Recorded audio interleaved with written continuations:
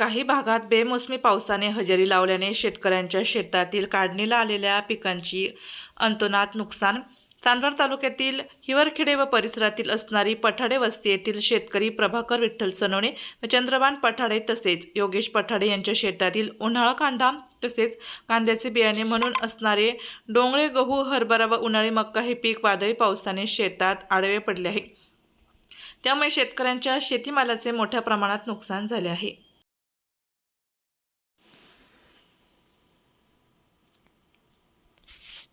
आपल्या जिल्ह्यातील व तालुक्यातील तत्काळ बातम्या व जाहिराती बघण्यासाठी आजच डीजे महाराष्ट्र न्यूज चांदवड या चॅनलला सबस्क्राईब व लाईक करा. तसेच प्रत्येक ठिकाणी अनुभवी प्रतिनिधी नेमणे आहे तरी संपर्क साधा 9822 49 99 40 89 83 15 04 60. मुख्य संपादक देविदास जाधव.